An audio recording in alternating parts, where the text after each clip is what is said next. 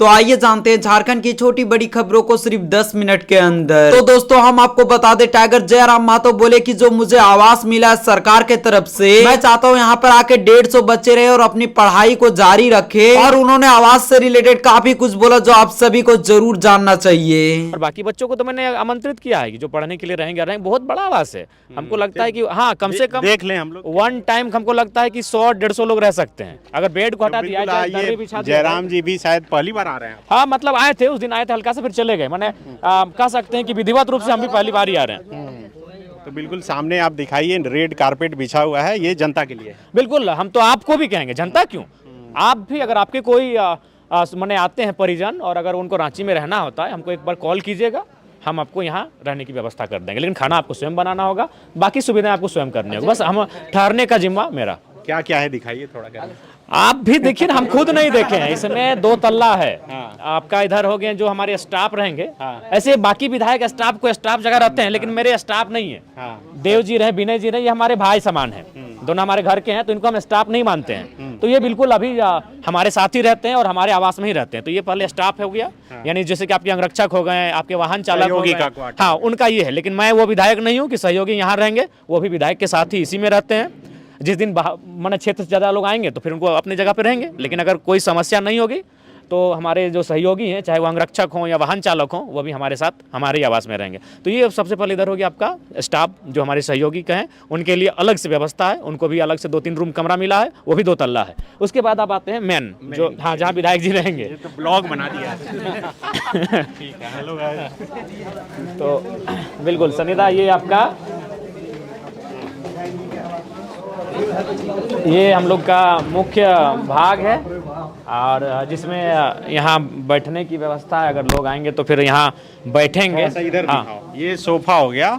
हाँ, आप जयराम महतो के आवास पर आएंगे तो यहाँ पर सोफा है, लोग आकर आराम कर जैसे मान के चलिए बात कर सकते हैं। आप लोग अगर मैंने 1-2 घंटे के लिए आए हैं तो जाहिर सी बात है वो बैठेंगे, वो तो विश्राम नहीं करेंगे। जैसे कोई समस्या लेकर आए, जैसे चाची आई हैं धनबाद से, ये समस्या लेकर आई हैं, तो इनको मैंने कहा 1 घंटा वेट कीजिए, मेरा सेशन चल रहा है, आएंगे तो फिर आपसे मिलेंगे।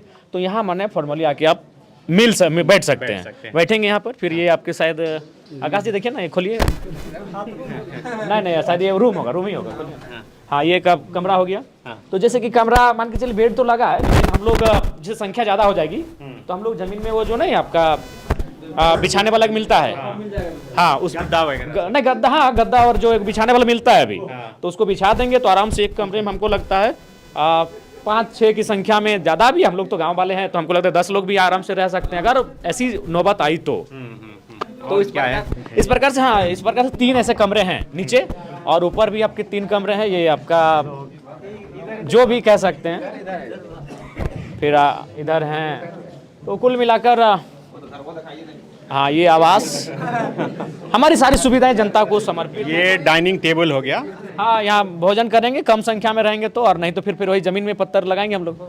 आप तो खटिया पर बैठकर माड़ भात खाते हैं। हाँ, हमको अपने, देखिए सनी भाई, सबसे पहला बात, लोग क्या, हमें लगता है कि थोड़ा सा बौद्धिक बात होना चाहिए। अगर हम विधायक बने तो जाहिर सी बात है कि हमारा वो रुतबा बना दिया है जनता ने कि हम कभी ताज में भी बैठेंगे, तो ताज में बैठेंगे, सवाल उस पर नहीं, सवाल इस पर होना चाहिए कि क्या अब हम किसी ढाबे में बैठने में अपने आप को कंफर्ट पा रहे कि नहीं। ताज में तो हम बैठेंगे चूंकि विधायक आपने बनाया है। जब हम बम्बई जाएंगे, दिल्ली जाएंगे, बैठने को, तो बड़े होटल में तो हम बैठेंगे ही और वहाँ रहेंगे ही, लेकिन उसके बाद मैं ढाबे में बैठने में कंफर्ट हूँ कि नहीं, ये विषय होना चाहिए। अगर मैं ढाबे में बैठने में कंफर्ट हूँ तो बिल्कुल सराहना करनी चाहिए कि विधायक जी सरल हैं, सामान्य हैं। बाकी मैं जब विधायक हूँ तो IAS-IPS से मिलूंगा, कई उद्योगपतियों से मिलूंगा, कई और किस्म के मैंने VIP पर्सन से मिलूंगा, दिल्ली में, बम्बई में, बेंगलोर में, हैदराबाद में। तो जाहिर सी बात है जब मैं उनसे मिलूंगा तो 5 स्टार और 7 स्टार में भी रुकूंगा, लेकिन उसके अलावे मैं एक ढाबे में बैठ रहा हूँ कि नहीं, मैं उसी प्रकार पुराने उस चाय की ठपरी में बैठ रहा हूँ कि नहीं, वहाँ मैं कंफर्ट हूँ कि नहीं, ये विषय होना चाहिए। ये किचन हो गया। हाँ, ये किचन, आवाज से पता चल रहा है किचन ही है। और इसके ऊपर है, हाँ, आपका जो रूम है, बेडरूम, वो ऊपर रहेगा। हाँ, ऊपर है। ऊपर चलेंगे क्या? आइए ना, कोई दिक्कत नहीं। काफी संख्या में लोग हैं। आप देखिए कि जयराम महतो के तो समर्थक हैं ही, ये जहाँ जाते हैं वहाँ लोग पहुँचते हैं, और घर में भी इतने लोग पहुँच गए हैं, क्योंकि कोई रोक टोक नहीं है। आप आइए, और आज और कल खाने के लिए इन्होंने निमंत्रण दिया है। और इम्पोर्टेंट बात है, आप किसी भी विधायक के यहाँ चले जाइए, इतने मतलब लोगों को विधायक के आवास में इस तरह का प्रवेश नहीं मिलता होगा, चाहे उसका कितना भी प्रिय क्यों ना रहे। बॉडीगार्ड रोक देगा बाहर। बिल्कुल, आपको विधायक जी से मिलना है, उनका एक वेटिंग हॉल होता है, वहां तक लोग जाते हैं। जरा तो बेडरूम तक? हाँ आइए, बिल्कुल बेडरूम तक, हमको लगता है बैठे भी होंगे, आप आइए ना। ऐसा थोड़ी, हमको लगता है बहुत सारे लोग आपके आने से पहले आ गए होंगे। ये माहौल पूरे हिंदुस्तान में नहीं है और ना हो पाएगा, क्योंकि इतना सरल सामान्य कोई विधायक नहीं हो सकता है। यहाँ भी एक है कि बैठ कर आप सेम, हाँ सेम।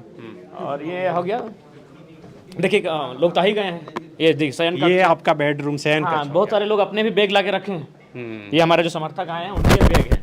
थोड़ा अंदर आ जाइए, आप देखिए कि जयराम महतो अब इसी कमरे में सोएंगे और सामने बालकनी है। हाँ, कभी रहे इतना सुंदर घर में? चूंकि आप तो बहुत गरीबी में पले बढ़े। बिल्कुल नहीं रहे हैं, बिल्कुल नहीं रहे हैं। अगर रहे हैं तो रिश्तेदारों के रहे हैं, क्योंकि मैं जहाँ से आता हूँ वहाँ हमारे कई रिश्तेदार हैं जो बढ़िया जॉब वगैरह करते हैं, बढ़िया पदाधिकारी हैं, तो उनके आवास ऐसे हैं, ऐसा बात नहीं है। लेकिन मेरा दूर तलक ऐसा कोई आवास से संबंध नहीं रहा है। माँ जब आई होगी गृह प्रवेश में बहुत खुश होगी। हाँ, खुश तो थी और बिल्कुल वो का रही, पूरा पूजा में वो रही, जो गृह प्रवेश का कार्यक्रम था। अभी हैं कि चली गई? नहीं, वो चली गई, उनका सेहत ठीक ठाक नहीं है, तो उस दिन आई थी, फिर वो इलाज के क्रम में चली गई हैं, जहाँ से उनका इलाज हो रहा है। और कुछ दिखाना चाहेंगे घर में? अब जो देखना चाहेंगे वो कोई प्राइवेसी नहीं, डुमरी विधायक का जीवन कोई प्राइवेसी नहीं है, बिल्कुल। बेडरूम में देखिए इतने लोग, विधायक के बेडरूम में। आप किसी भी झारखंड के नहीं, पूरे हिंदुस्तान के किसी विधायक के बेडरूम तक जाके दिखा दीजिए कि लोग इतने गए होंगे। एक वेटिंग हॉल तक उनका एक दायरा होता है, वहीं वेटिंग हॉल में आके वेट करते हैं। इतनी संख्या में तो किसी विधायक से लोग जाते भी नहीं मिलने के लिए, क्योंकि उनको वहाँ अपनापन का फील नहीं था। भले उन्होंने जिताया है, समीकरण देकर जिताया है भाई, कि वोट तो देना है ही, 5 साल में तो वोट दिया है, लेकिन अपनापन किसी विधायक से वो नहीं हुआ है जो जयराम महतो से। इसलिए लोग हमारी आलोचना भी करते हैं, बर्दाश्त नहीं कर पाते हैं कि एक नया लड़का राजनीति में आया है। ये नहीं हुआ हिंदुस्तान की राजनीति में। आप कहूँगा सनीदा, आप घूम के आइए सनीदा, और आके देखिए ये माहौल कभी किसी विधायक और जनता के बीच नहीं था। जनता और विधायक के बीच हमेशा एक दूरी रही है कि भाई विधायक यानी वीआईपी पर्सन, विधायक यानी एक बड़ा साहब, विधायक यानी एक बाबू। लेकिन नहीं, ये हम इनके लिए आज भी छोटे भाई हैं तो छोटे भाई हैं, दादा हैं तो दादा हैं, भतीजा हैं तो भतीजा हैं, बाबू हैं तो बाबू हैं, नोनू हैं तो नोनू हैं। आज भी उनके लिए हम वही हैं। लोग तो इसी बात को लेकर आलोचना कर रहे हैं कि जिन बातों का विरोध जयराम खुद करते हैं, हमने फिर तो वही करते हैं। हमने कहा, हमने तो स्पष्ट कहा। पहले आप कहे कि हमने हम पहले कहा बस से आएंगे, ट्रेन से आएंगे, लेकिन हमने ये देखा, जैसा कि मान के चलिए अभी 60,000 से 90,000 रुपया हम लोग को महीना का मिलता है, अलाउंस मिलता है।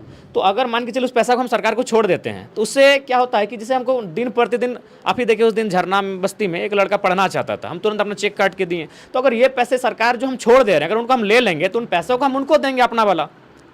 अगर हम यूज करते हैं तो सोच लीजिए जनता यूज करेगी, हम अगर नहीं लिए तो वो चला गया कहीं से, आखिर तो उनको हम कहीं से देना होगा।